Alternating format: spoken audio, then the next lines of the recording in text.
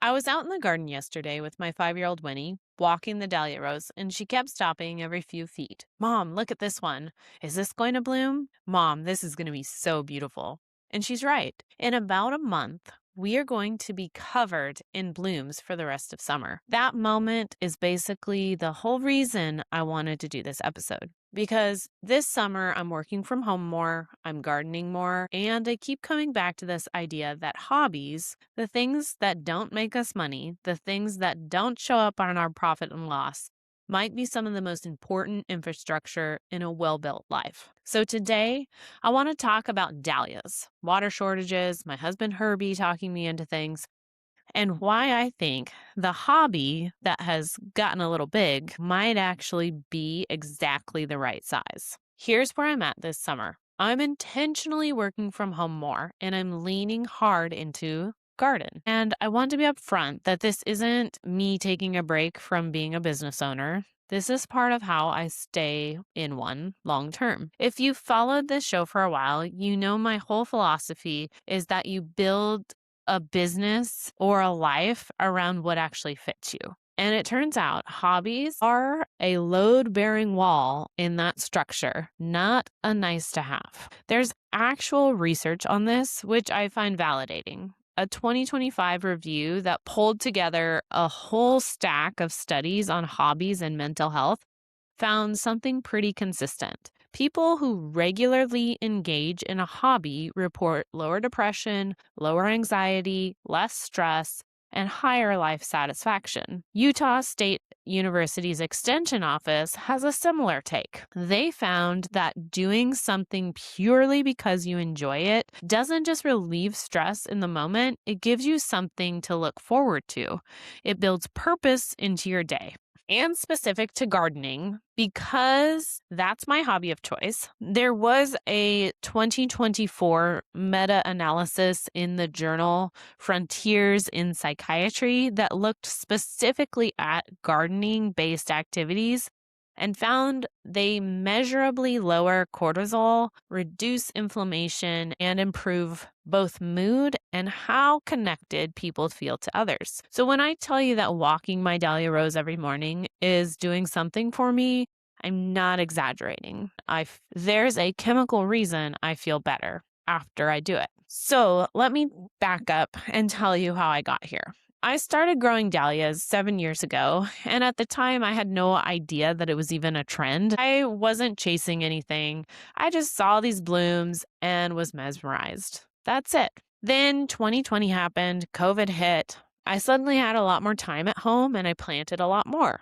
That's the year the hobby really took hold. I started watching more dahlia content on social media and realized this isn't just a flower I like, this is an entire world. There are growers, there are collectors, there are people who travel for tuber swaps. I had stumbled into a whole subculture without even meaning to. So let's talk numbers, because I think the numbers tell the honest story. For the last few years, I capped myself at around 300 plants. This year, about 7 weeks ago, I planted 398 tubers and gave away around 150 on top of that. Dahlias multiply fast, so this is just what happens if you don't actively give some away every year. You're going to be planting hundreds and hundreds. And I'll be honest with you, I say this hobby has gotten a little big, and I mean that. It's time consuming to plant, to weed, to maintain. I have to actually work on things that bring income. That's not optional, that's the business. So this year is the real test for me, because if this garden gets away from me, if the weeds take over, if the mowing falls behind, if cutting season turns into a backlog, that stops being joy and starts being stress I put on myself for no good reason. Nothing makes me crazier than an unmanaged garden. So a real balance I'm walking, big enough to bring me joy, small enough that I can actually maintain it. Here's the part I think is actually the most interesting, though. In every other part of my life, I am a systems person. My business runs on systems, funnels, framework, tracking spreadsheets. I built my entire teaching philosophy around the idea that you need systems to be efficient, productive, organized. But Dahlias, I have zero systems beyond divide, store, plant again.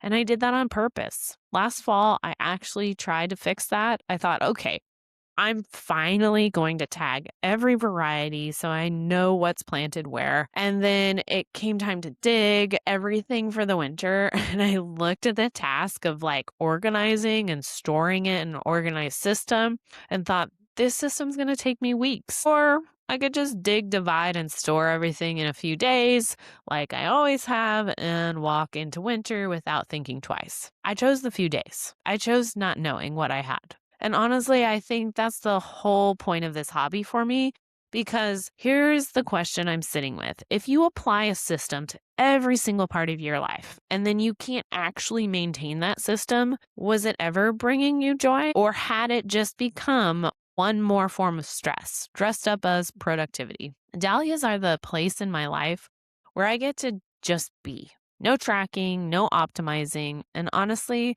that's part of why it's so fun. When the first blooms start coming on, I genuinely don't know what's about to show up. It's a surprise I get to give myself every single morning. Now, this year, I really thought about scaling back my dahlia garden. Here in the Pacific Northwest, we are facing real water shortages. And I sat with that. I actually said to Herbie at one point, maybe I should just cut back this year. Maybe planting something just to look at isn't a responsible choice when water is tight. Herbie quickly said, okay, but if you don't plant them, aren't you just going to kill off all the tubers and have to start over?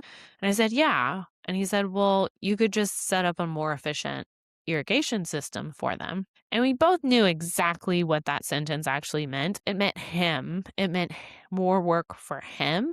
But I took it as permission and I planted anyway. I want to be clear, that wasn't me waving off the water concern. It's actually why I moved to install drip irrigation this year, so I'm not wasting water. And this matters to me beyond just my own garden.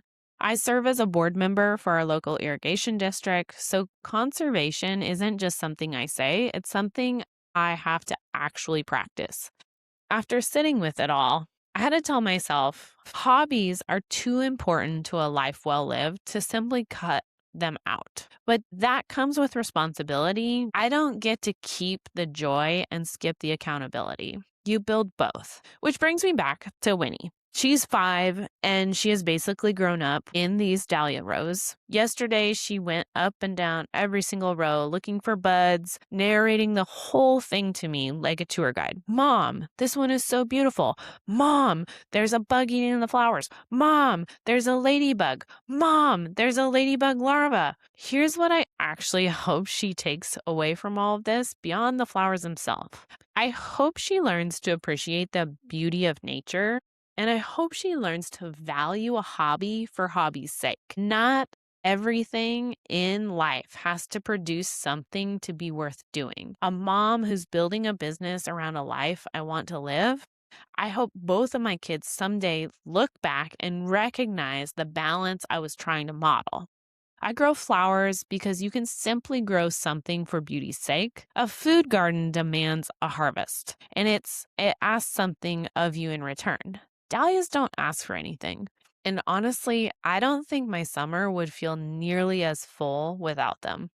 I also want to give credit where credit's due. I learned how to dig, divide, and store dahlias with confidence from my friend Jen at the Flowering Farmhouse. If you're getting into dahlias yourself, her site, thefloweringfarmhouse.com, has tons of free resources and information. She's running something called the Dahlia Design Summit this coming September, and it's 6 days digging into the creative and even the profitable side of growing dahlias. So that's the dahlia story. But really, this episode was never just about flowers.